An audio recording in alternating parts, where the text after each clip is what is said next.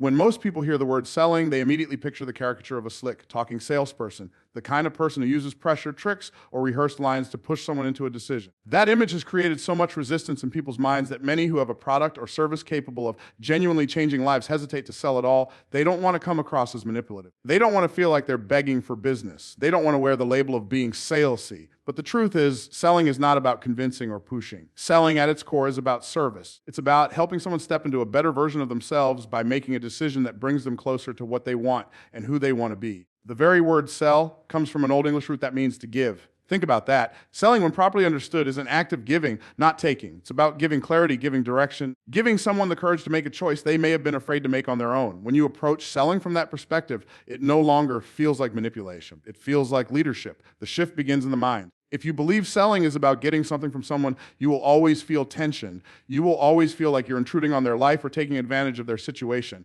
But when you truly understand that you are giving them an opportunity, the energy changes entirely. You are no longer chasing people down. You are extending an invitation. You are opening a door. And doors are not forced open. They are simply made available for someone to walk through. Now, here's the psychological truth. People hate being convinced, but they love making decisions that align with their desires. When someone feels pushed, their natural instinct is to resist. But when they feel empowered, they lean in. This is why selling is not about talking people into something they don't want. It's about helping them recognize that what you offer is the bridge between their current reality and their desired future.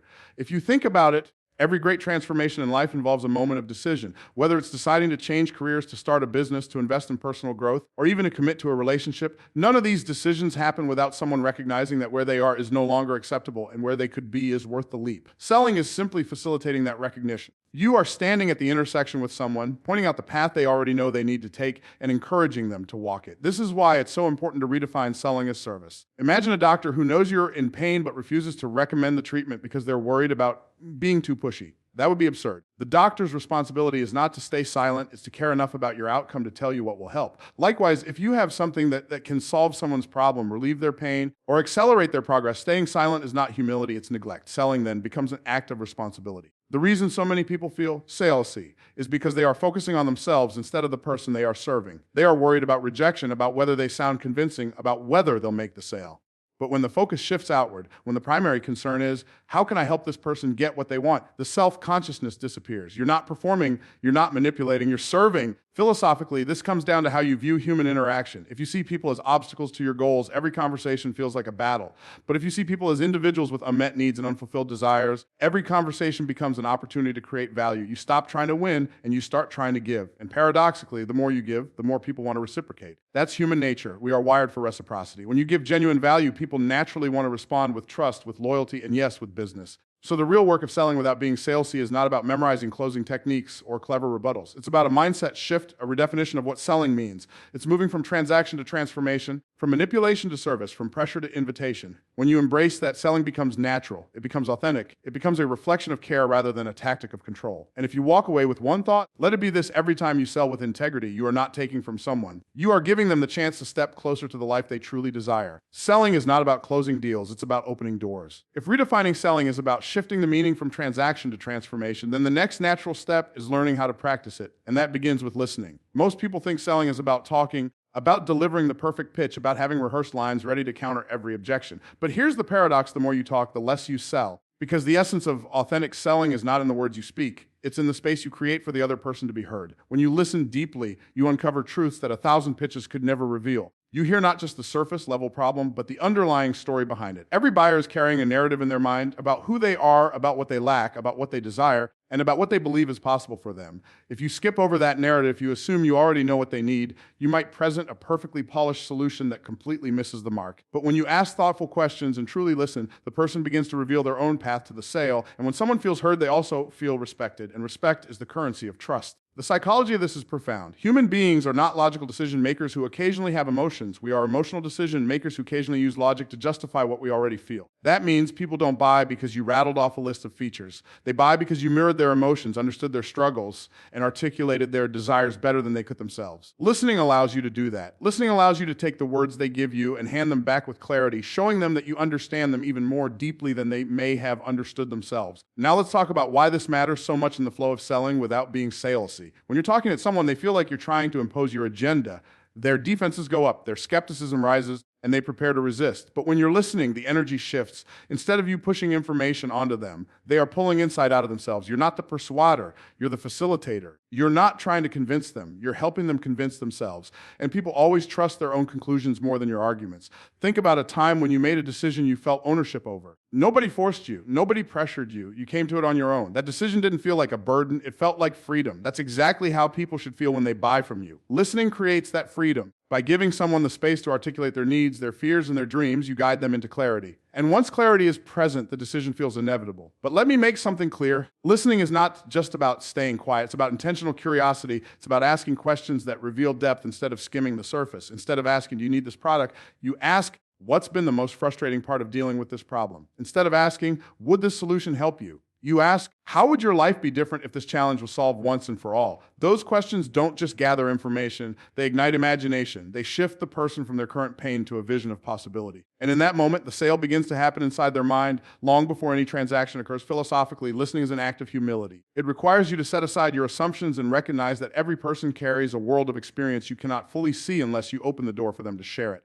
It's an acknowledgement that the answers you need to help them are not in your pitch, they're in their story. And when you honor that story, you stop being a salesperson and start being a trusted guide. The beautiful part is this: when people feel truly understood, they don't need to be sold. They buy naturally because the decision feels like an extension of who they are and who they want to become. They don't walk away saying, I bought because that person was persuasive. They walk away saying, I bought because that person understood me. And in a world where most people feel unheard, that kind of understanding is priceless. So remember this: your power in selling doesn't come from the brilliance of your pitch, but from the depth of your listening. Because when you listen with the intention to understand, not just to respond, you turn conversations into connections and prospects into partners. The less you push, the more they lean in. The less you talk, the more they trust. And the less you try to sell, the more they want to buy. Listening is not the soft skill of sales. It is the sharpest tool you have. If redefining selling shows us that it is about service, and listening teaches us how to uncover the real desires behind the words people speak, then the next layer is understanding the role we play in the process. Because here's the truth: people don't want a salesperson. They want a guide. They don't want someone pushing them down a path.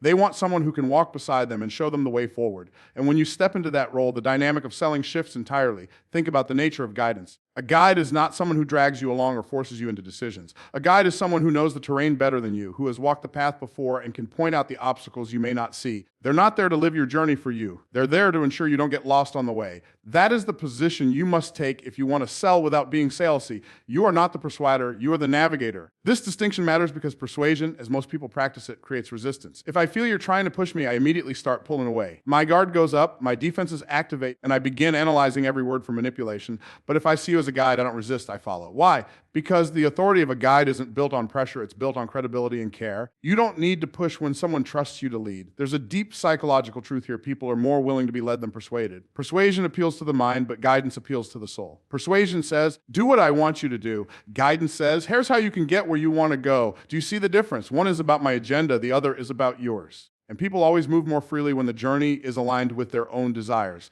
But let's be clear, being a guide doesn't mean being passive. It doesn't mean standing back silently and hoping someone figures it out on their own. A guide is proactive. A guide points, directs, encourages, and even warns when necessary. The difference is in the intent. The guide is not trying to control the decision. The guide is trying to illuminate the decision. And when you illuminate the decision clearly, the person naturally feels empowered to take it. Let me give you a picture. Imagine a mountain trail. At the bottom stands someone who wants to reach the top but feels unsure, even intimidated. If you stand there trying to persuade them, come on, it's not that hard, you'll be fine, just trust me. They may resist because the risk feels too high, but if you step into the role of a guide, I've been to the top, I know the safest routes, I know where the dangerous turns are, and I'll walk with you. Suddenly the fear diminishes. The path is the same, but their confidence changes because your presence as a guide makes the journey feel possible. This is exactly what selling should feel like. You're not standing at the bottom trying to shout someone into climbing. You're walking with them step by step, reassuring them that the outcome is worth it and the obstacles are manageable. You're not asking them to surrender their judgment, you're helping them strengthen it. And that is far more powerful than persuasion ever could be.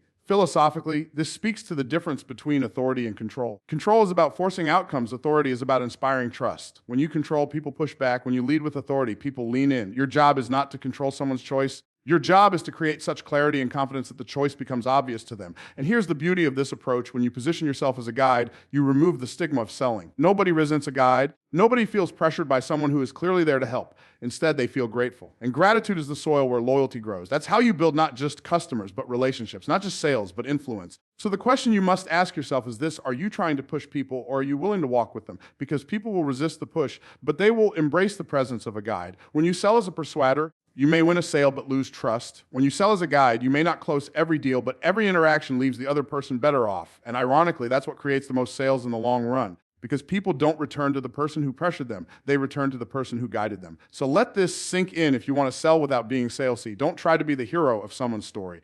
Be the guide who helps them become the hero of their own. If redefining selling teaches us that it is about service, and listening shows us how to uncover the real story, and guiding positions us as a trusted leader on the path forward, then the final piece of this puzzle is alignment. Because at the end of the day, people don't buy products or services. They buy identity. They buy the version of themselves they believe your offer allows them to step into. And this is where selling without being salesy becomes not just effective, but deeply transformational. Every human being has two stories running at the same time: the story of who they are now and the story of who they want to become. Selling only feels manipulative when you try to impose a story on someone that doesn't fit either of those identities. But when your offer resonates with the gap between those two stories, selling feels effortless. You're not pushing against resistance, you're confirming what they already sense is true. This is why features and benefits alone rarely move people. You can list everything your product does, every detail of your service, every logical reason why it makes sense. But if those features don't connect to someone's identity, they won't act. The reason is psychological identity drives behavior more than logic ever will. A person can know something makes sense, but if it doesn't feel like who they are or who they want to be, they'll hesitate. But if it aligns, if it feels like the decision expresses who they are becoming, they'll move quickly and decisively. Consider this in practical terms. If someone identifies as a health-conscious person, they won't struggle to buy organic food, even if it's more expensive. The purchase is not about the food itself. It's about reinforcing the identity they've chosen. If someone sees themselves as ambitious and driven, they won't hesitate to invest in coaching or training that aligns with that self-image. The investment isn't about the program. It's about confirming who they already believe themselves to be. The purchase validates their story. This is the deeper layer of selling most people miss. You're not just exchanging money for goods or services. You're participating in the shaping of someone's identity.